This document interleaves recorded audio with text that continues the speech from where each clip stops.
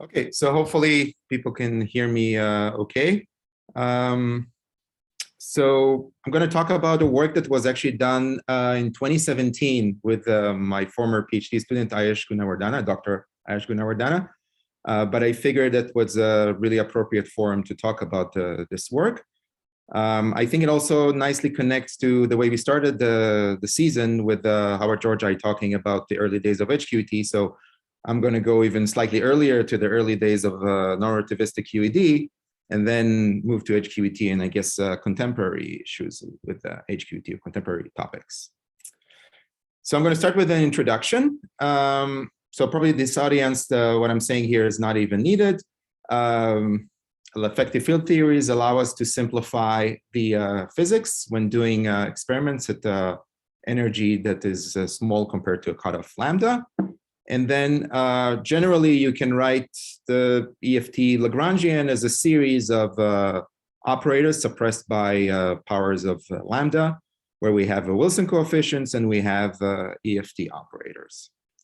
So the Wilson coefficients and the operators, or the Wilson coefficients, can be perturbative or non-perturbative, and the matrix elements of the operators can be perturbative and non-perturbative, and I'll give some examples just as a side note. And the general question, of course, is how to determine these coefficients and how to construct these operators. And of course, we can have multiple operators at the given dimension. So it's clear that we want to use lower dimensional operators. And the question is, why look at higher dimensional operators? Well, there's a good reason, because current application actually require higher dimensional operators. So for example, VCB extraction from inclusive B decays, the OPE starts at dimension 3, and current extractions use dimension 7 and dimension 8 HQET operators. So I think arguably this is like the OPE with the largest or the most high dimension of operators that you need. And what you see here in the table is taken from this paper by Gambino, Healy, and Turchik, where they extracted from B2C decays. Of course, they're interested in VCB at the bottom, but on the way they extracted matrix elements of operators of various dimensions. In particular, you see M1 to M9 and R1 to R18 with their respective one standard deviation. Okay, as another example, you need, or you can apply non-relativistic QED to proton structure effects in spectroscopy, and these will require Wilson coefficients of operators dimension 5, 6, and 7. Sorry, I forgot to mention in the previous slide that all these matrix elements of HQET operators are non-perturbative parameters. One of the inputs that you need is a function that's called W10Q squared. This is related to a structure function. We're familiar from DIS. I won't go into the details because they're not necessarily relevant for this talk.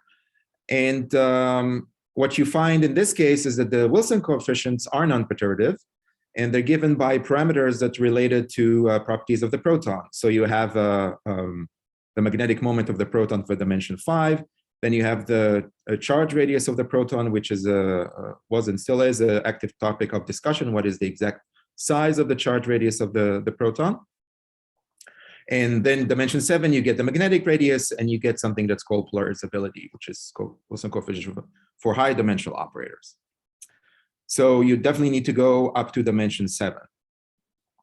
And finally, as probably familiar to everybody in the audience, the structure of standard model EFT is simpler than expected, definitely simpler than I would have thought if you asked me, for example, 10 years ago.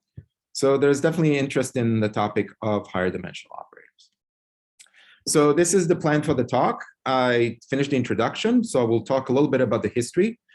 And then I will get to the main topic, which is how to classify HQET and NRQCD or NRQED operators dimension 8 and above, giving a general method, and then looking at various applications and finish with some conclusions and some outlook. So let's start with a little bit of history. And first of all, I want to say maybe just a couple of words about the words I've used. HQET, heavy quark effective theory. So that's the kinetic term for the HQET Lagrangian. I'm sure the audience, many members of the audience are familiar with that. And this is the kinetic term to the NRQCD Lagrangian, or even NRQED Lagrangian. And what you have here is two different kinetic terms. So these theories seem different. So they have different kinetic term and power counting. But you can actually relate the Lagrangians, at least formally, by replacing h by psi, and by choosing v to be just in the time-like direction. And the relation is perhaps not as well known as it should be. It was definitely, I was not, I guess maybe I could say fully aware of this relation, although I worked on HQET for several years. So I think it's been 7 years working in HQET when I realized there were these connections. Okay, so now we're going to history, and we're going to go actually to even a prehistory. So I'm just defining the operators I've written before, at least for now, for a non-relativistic QED, the covariant derivative, the time and space components. And of course, we're familiar with Schrödinger equation from 1926. And at quantum mechanics classes, we often talk about hydrogen fine structure. And there's three operators that are involved in that. There's the spin orbit coupling, sigma dot b, which dates, I think, to 1927. There's a Darwin term, which dates to 1928. And then there's a relativistic correction that I put a question mark. I guess you can see it in Einstein's papers from 1905, although it wasn't necessarily written as t to the 4. This is just the relativistic correction to the kinetic energy. Now, from quantum mechanics classes, we just have them in Hamiltonian form, but you can arrange them in the Lagrangian form. And this was done in 1986 by Caswell and Lepage in this paper. And I highlighted in green the operators that are up to dimension 5 and 6. They also listed some dimension 7, but it's not all of them, so I'm not going to discuss that. At the same time, in 1991, and that connects to the first talk at the beginning of this season, the dimension 5 HQT operators were considered and given in this paper from 1991. That's several years after Caswell and Lepage. And if you compare the two Lagrangians, you can see similarities. So there's definitely an analogy. Here you have d squared and id squared, and then you have sigma dot b, which you can write as sigma mu nu g mu nu. That's dimension 5. And actually, at the time, you could have even guessed the dimension 6 HQT operators, but that interestingly was not done. So I guess this is an interesting topic in history of science, why this was not done. But for the purpose of this talk, the important thing is that we have these type of analogies. So now we ask, okay, this is dimension 5 and 6. What about higher dimensional operators? So connecting to the theme of Halloween, when working on this topic, there's a curse, and the curse of the higher dimensional operators, sorry. So when you list operators of a given dimension, you'll have to revise your work. Almost likely, you'll have to revise your work. So this happened to Monel and collaborators going from 94 to 06 to 2010. This happened to Anish Manohar in 97, going from version 1 to version 2, where if you look at the archive, it says 2 terms added to Lagrangian. And it also happened to me and Ayesh, going from version 1 to version 2. I'm saying me and Ayesh because I take full responsibility, and where we say discussion of operators with multiple Carlow structures was added. So, so that's totally fine. That's how science progresses, by making mistakes and correcting them. But I think there's a more general statement here to be made, that in this day and age, where if you go on Facebook or Twitter, everybody is always right and nobody is ever wrong, it's important to say you were wrong about something. And this is something that I also try when I teach my undergraduate students to point this fact. So that's just a moral point, but in general, the point here is that listing the operator is not a trivial problem. Sorry. So the first systematic discussion of HQT operators was done by Thomas Monel in 94. And he was using various facts. So between HQT fields, a direct basis reduces to basically the unit matrix and the Pauli matrices.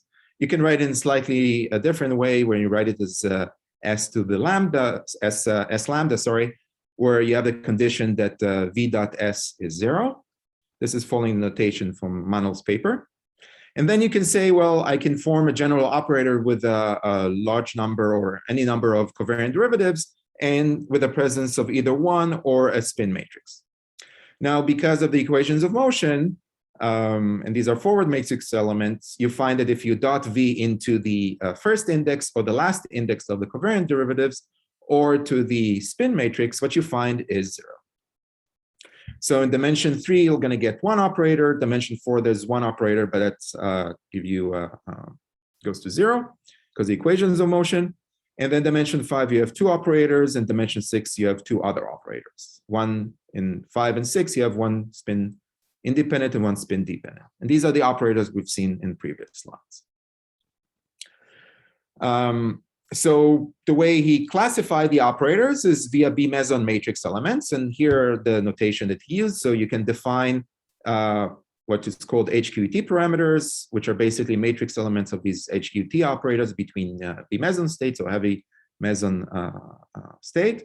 And you have two operators, dimension 5, lambda 1, lambda 2, and then you have rho 1 and rho 2. Now, the same paper counted also operators beyond dimension 6, but unfortunately, the counting is incorrect. Moving forward in time, in 97, Anish Manohar, in a paper already mentioned before, gave the dimension 7 operators for the NRQCD Lagrangian, and what you see here is the list of operators. Remember, dimension 6, we had 2, now we have more than that. 2 comments just to mention is explicit color structure taken from our paper. It's listed in a slightly implicit way in Manohar's paper.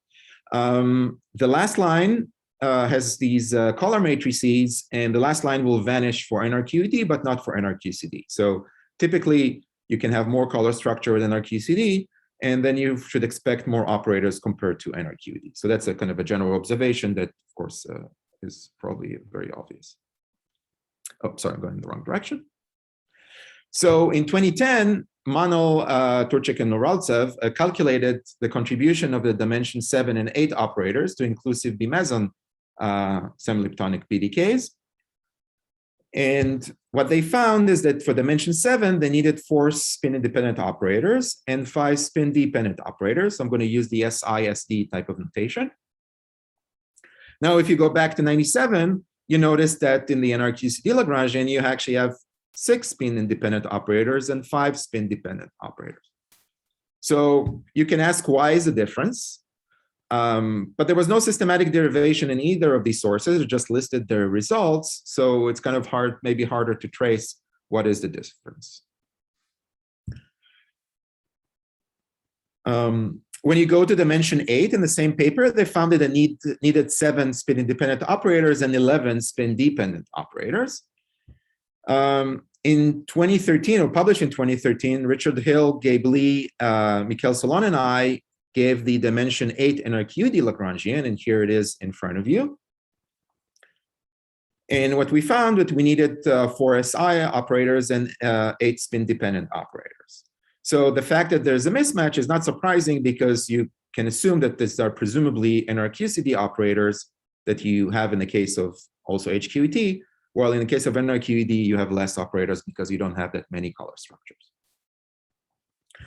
So we gave the Lagrangian in that paper, and it was constructed by considering all the possible combinations of covariant derivatives, or if you want E and B fields and sigma, that are rotationally invariant, P and T even, and Hermitian. And if you want to see how this is done kind of in a more pedagogical way, so I wrote a paper in 2015 where it's kind of introduction to NRQED that goes through the steps up to dimension 6. The problem is for higher dimensional operators, this becomes extremely tedious. You can, of course, have different choices of operators. Are operators linearly independent? How many linearly independent operators you have?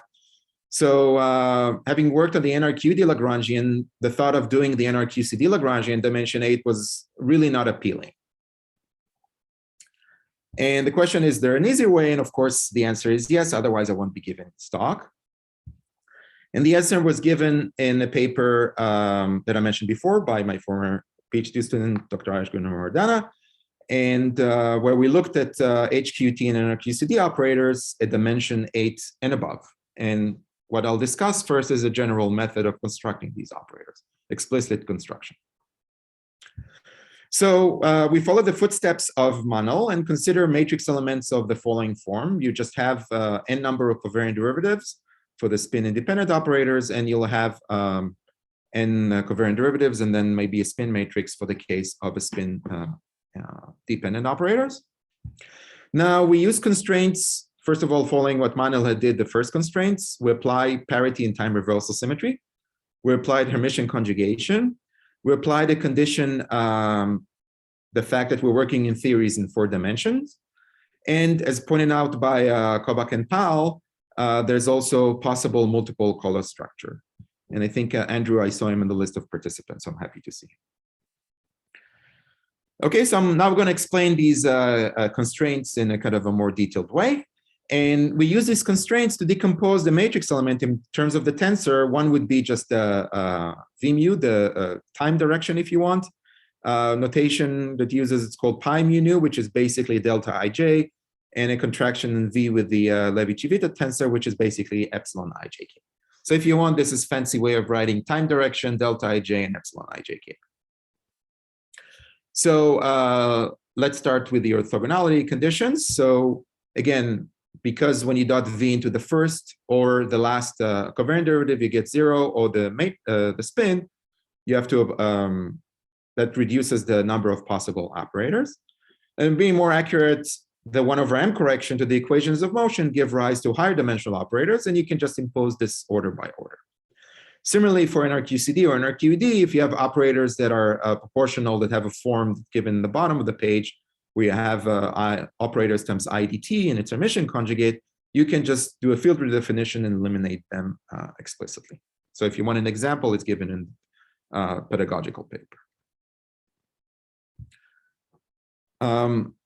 The next condition is parity and time reversal. So we're looking at theories that are parity and time reversal are good symmetries. And in particular, I guess it also dates back to even Georgi's book about weak interactions. It's really nice to look actually at the combination of parity and time reversal in these contexts of discussion. So what you find is that the momentum is invariant, and as a result, the velocity v doesn't change, the covariant derivative doesn't change, HH bar does not change, and the spin matrix, or the operator with a spin matrix gets a minus sign.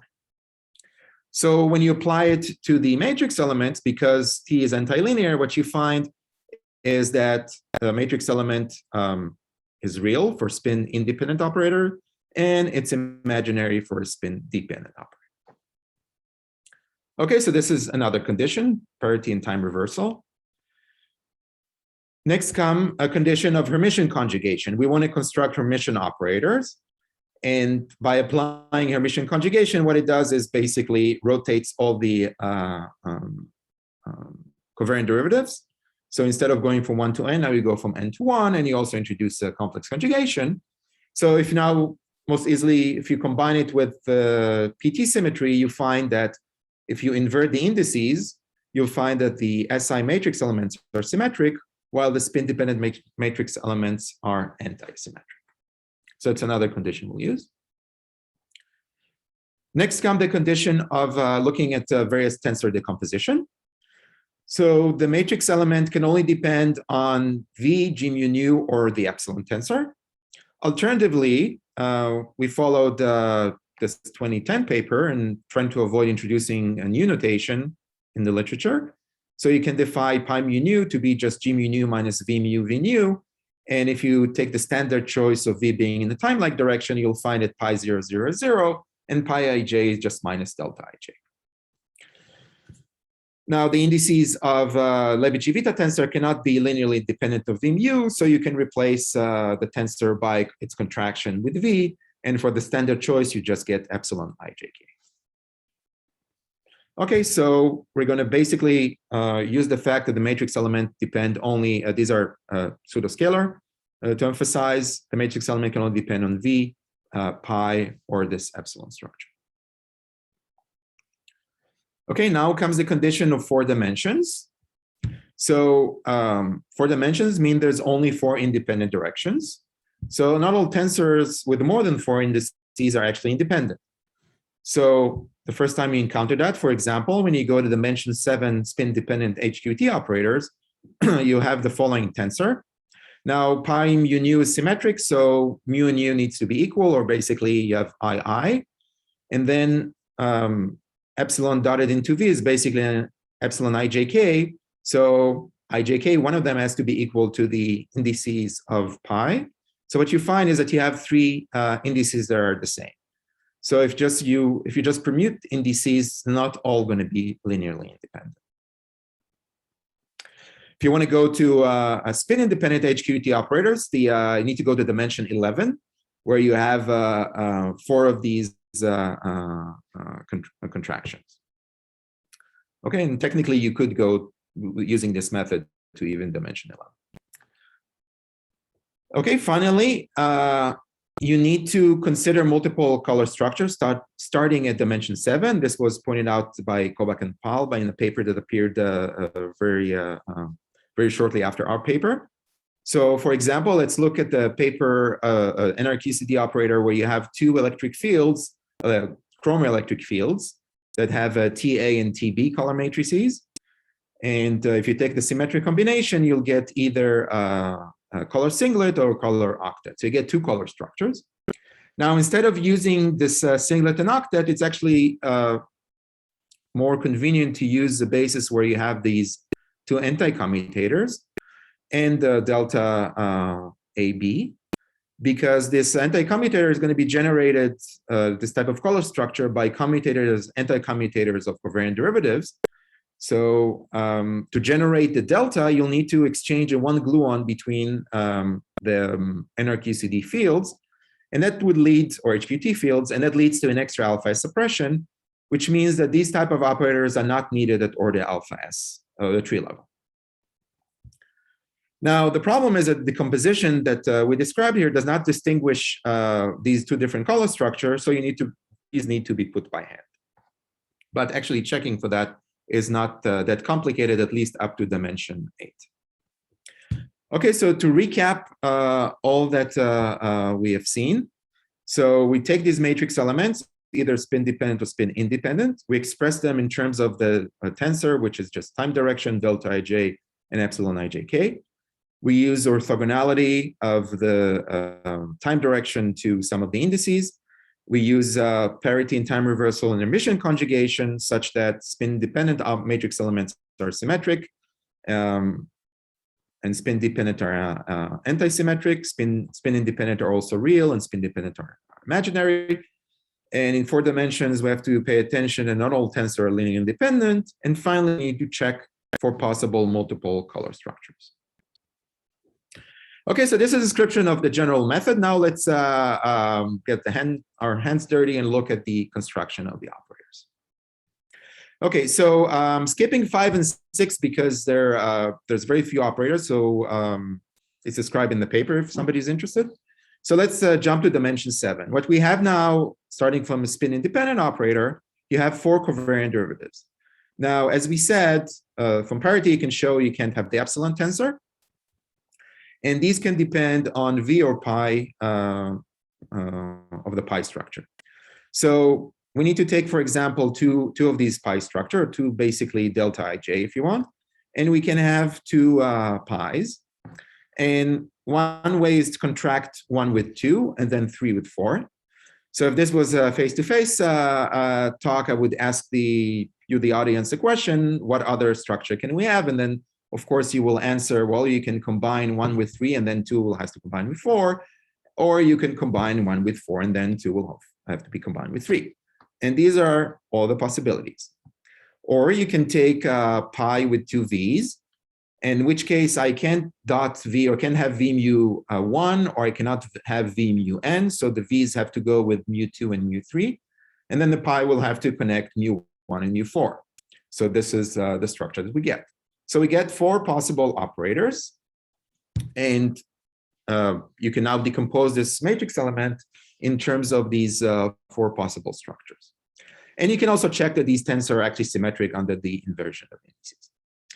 So the notation is kind of new for that paper, just trying to be very, very descriptive of what kind of indices we're contracting.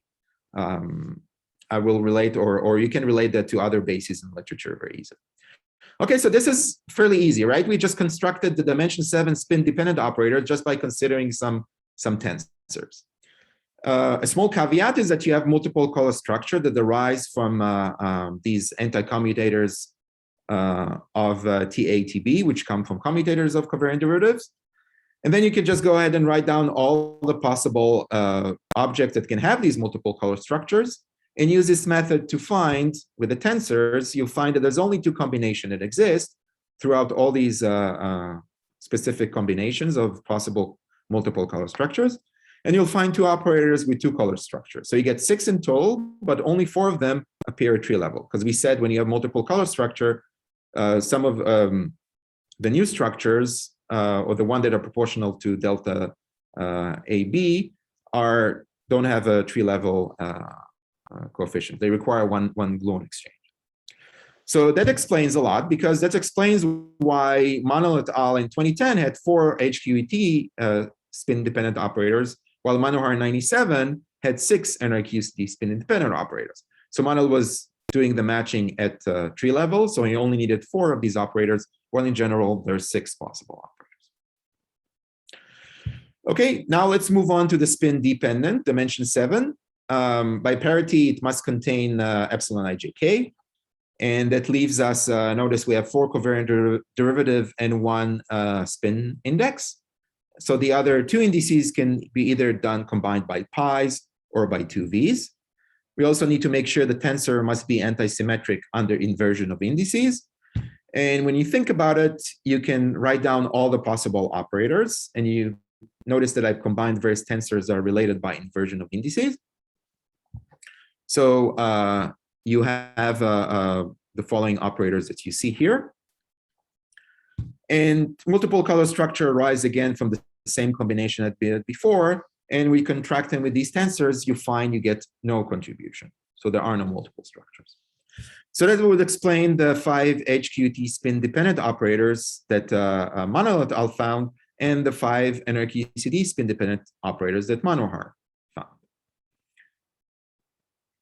Okay, now moving to dimension 8, you pretty much apply the same principle. There's just going to be more possible structure that you can write down. And you need to combine various structure based on this inversion symmetry that arises from Hermitian conjugation and PT symmetry. And you need to check for multiple color structure. Now things start to proliferate, of course. Again, we're not doing it automatically. We're just using some extent by hand, but using our tensor decomposition.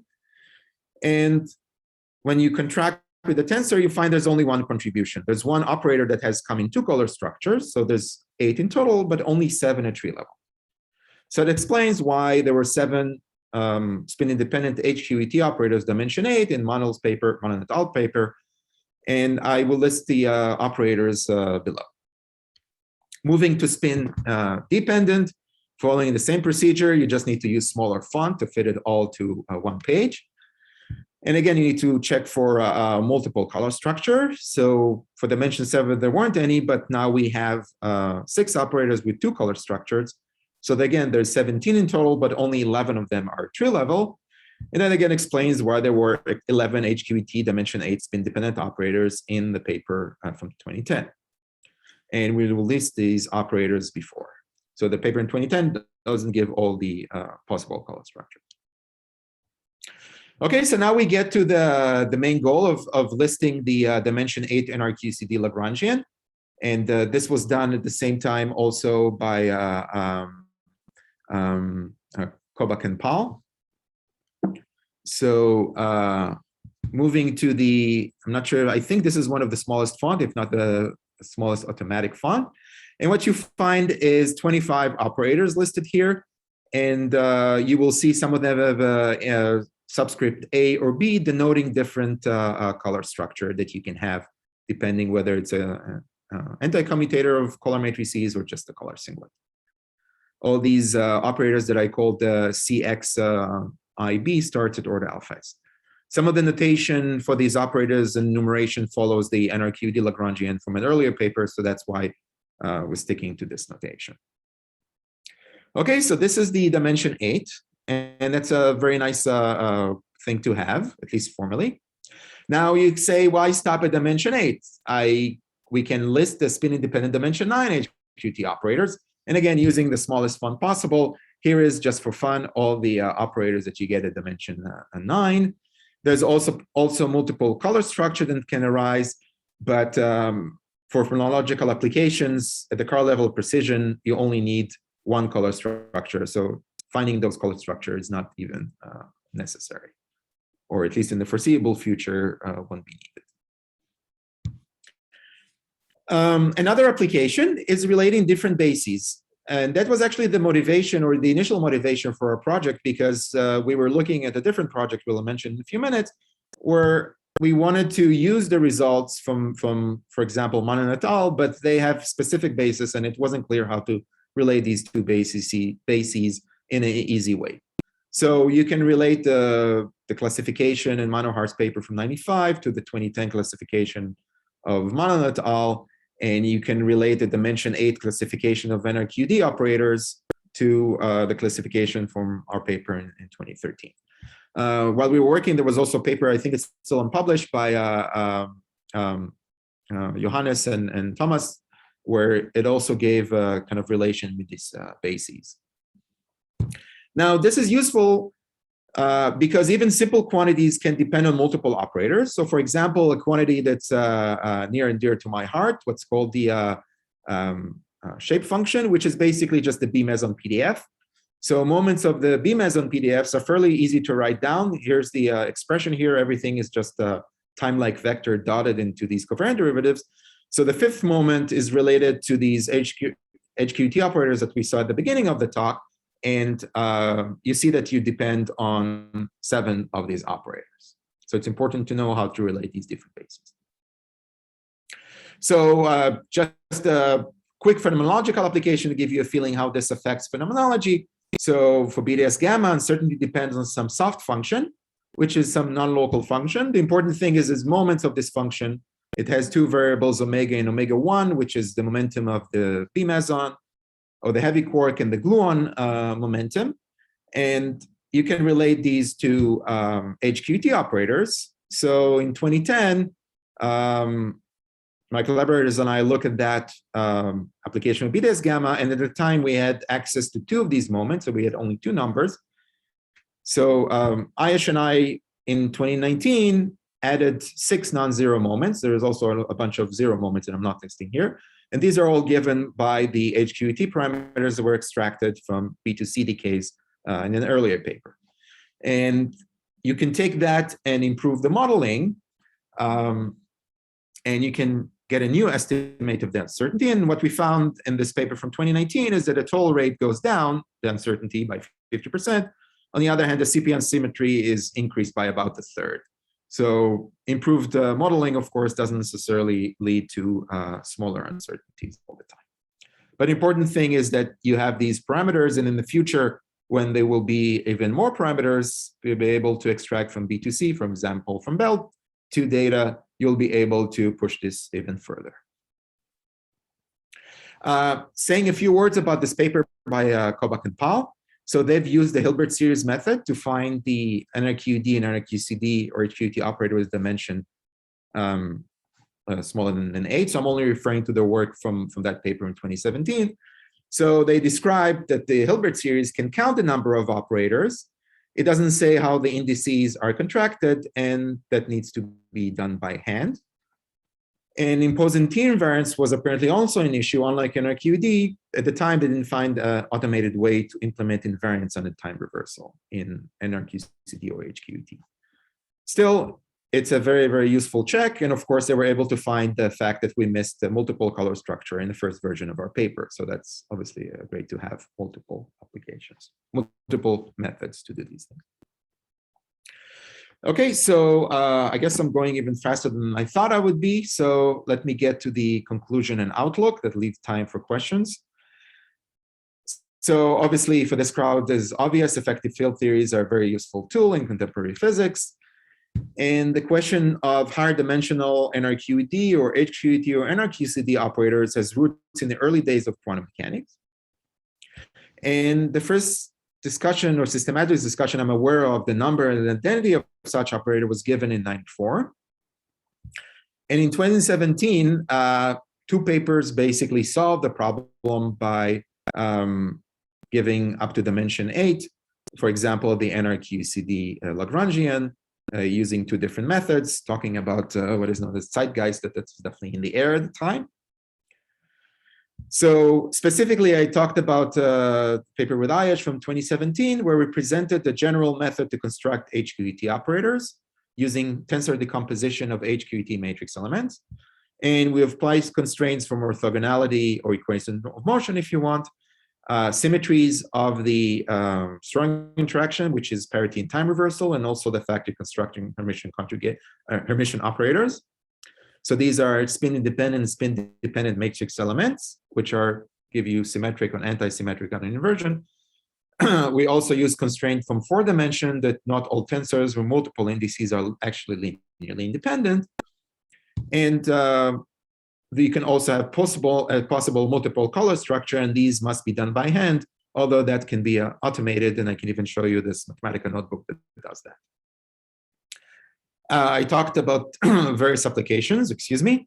You can easily relate different bases, which is very convenient if you are interested in specific types of operators or specific combinations of operators. We listed the SI dimension 9 HQT operators that actually have not been extracted from data yet, although they might be in the future, and we gave the dimension 8 NRQCD Lagrangian. And the most important thing, I guess, or one of the most important thing, then last decade, we've learned that the structure of effective field theories is simpler than we thought. And I cannot stress it strongly enough, because if you asked me again 10 years ago, maybe even 7 years ago, I would have said the structure is very complicated, but it seems like that it's simpler than we thought, which I find really neat fact about effective field theories. So thank you.